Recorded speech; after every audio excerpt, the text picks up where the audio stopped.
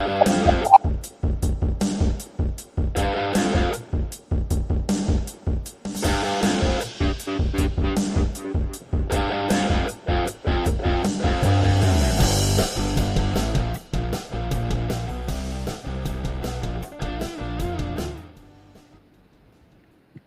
morning, hockey fans. This is Stephen Heisler with HeisHockey.com, the Victorious Hockey Company, and the Junior Hockey Discussion Group on Facebook.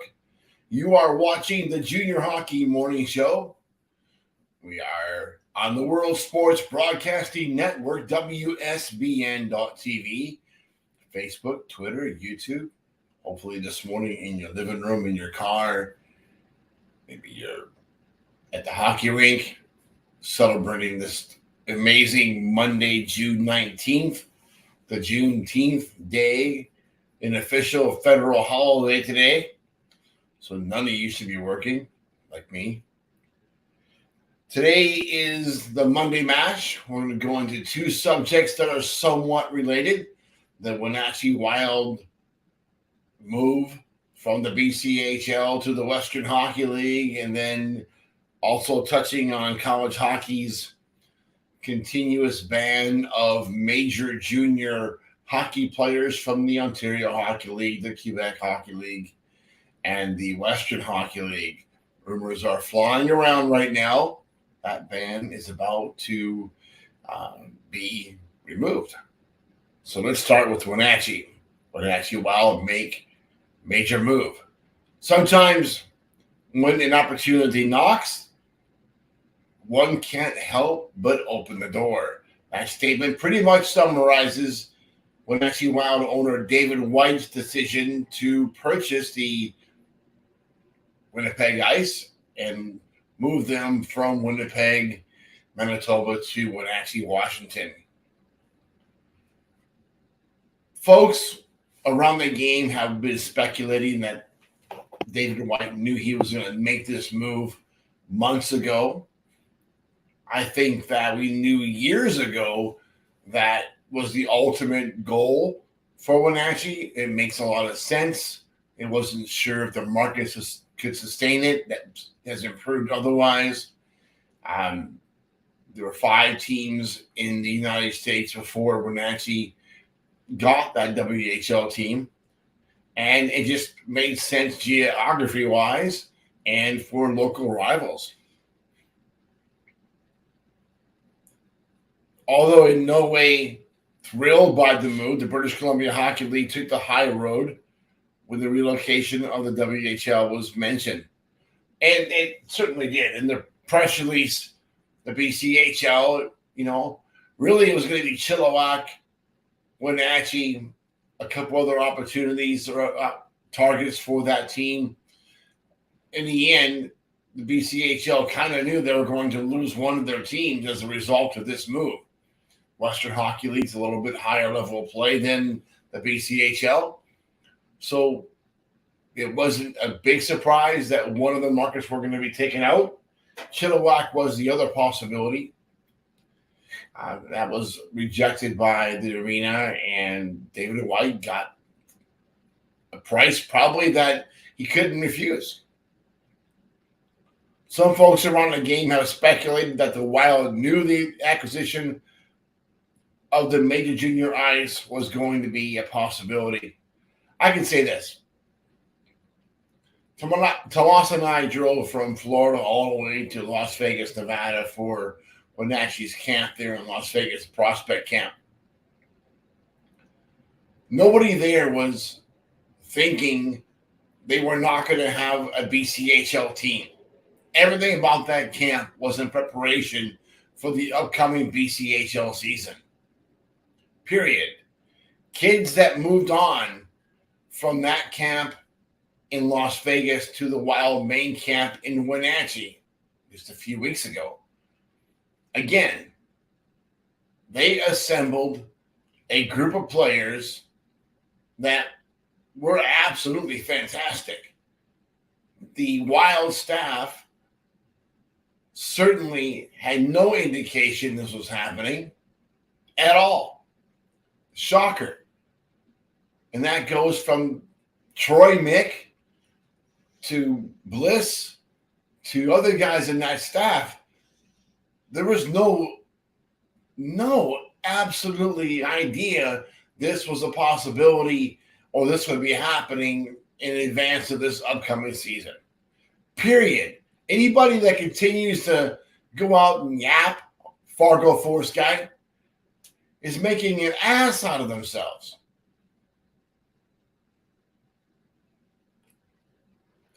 Our clients that were at that camp in Wenatchee said they experienced the highest level of play at a camp they have ever seen in their entire life. Had never seen anything like that. Players from all over the continent were assembled by the Wenatchee staff, and the level of play was over the top. They were going to build a monster BCHL team for this upcoming season. In more than a decade of being friends with Bliss Littler, there's never been a time ever that anything was done without the highest level of sincerity and respect for the game. This guy is exactly that. When we first became friends, I was a bit of a wild child when it comes to my coverage of junior hockey. Bliss got involved and changed everything. And that's good. Probably the smartest move of my career was listening to Bliss Littler. And I'm sure there's a lot of guys out there in every aspect of the game could probably say the same thing. Bliss has that kind of influence over those he's around. Just an amazing guy, amazing sincerity.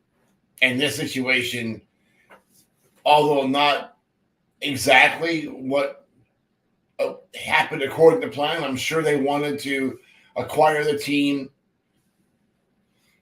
communicate with all the players, communicate with their staff. The last thing they wanted to do was have something leaked out of Canada. But that's what happened. That pushed the timetable up very, very quickly. And here's where we are. For Littler and his staff, now the real work is going to get started. They are literally months behind their rivals when it comes to assembling a new roster for this 23-24 campaign. But they also need an entirely new staff. I think you'll see different coaches. I think you're going to see the absolute requirement for a very new scouting staff that's familiar with scouting these kind of players.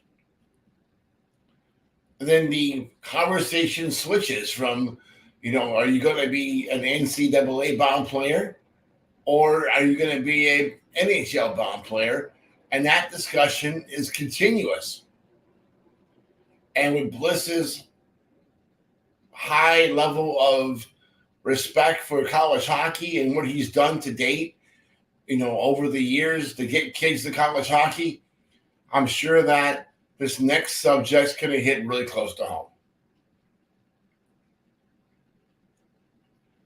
Before getting into that, we can say this. Wenatchee has just dove into the deep end of the pool. We're going to find out how they swim. This upcoming season can be horrendous or they can be competitive. The moves they make right now will set the foundation for that club's success in the Western Hockey League.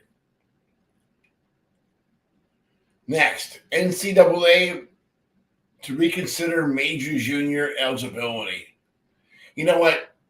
I think a lot of what happened in Wenatchee comes into play with what we're about to say next. Players in major junior hockey lose their college eligibility since they're considered professionals.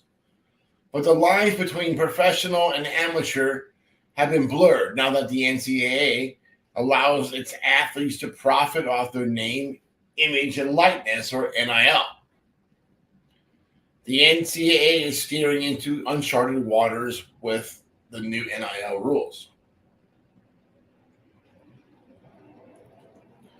There's no playbook. and there's a lot of possibilities for student athletes. NIL has changed everything. But for me, the most important change hasn't occurred yet. But I think it's about to happen. Now, there's a very high likelihood that the exception for hockey that are being used by the NCAA to keep the Canadian Hockey League players ineligible will face a legal challenge in the very near future.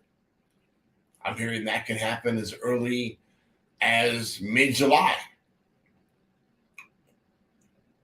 And the NCAA really has no answer for such a legal challenge. Why? What can they say?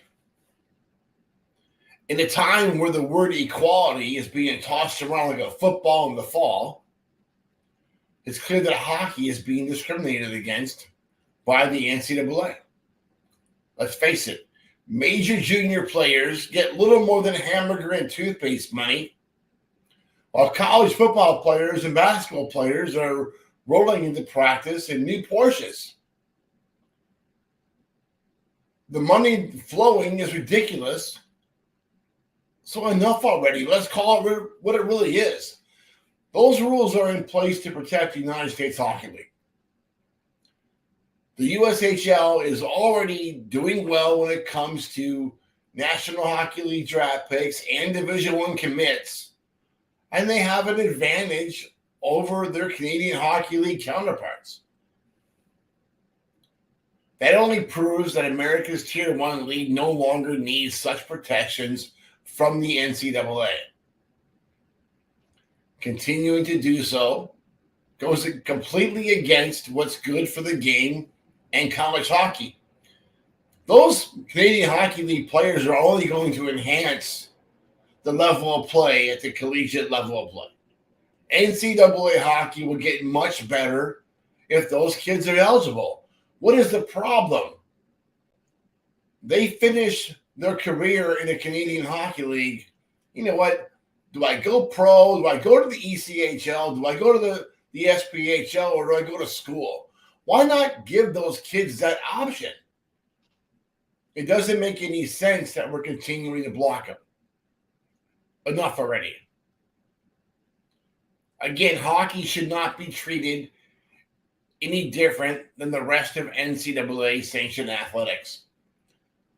The reason they still want to stop the Canadian Hockey League players from going to the NCAA is this.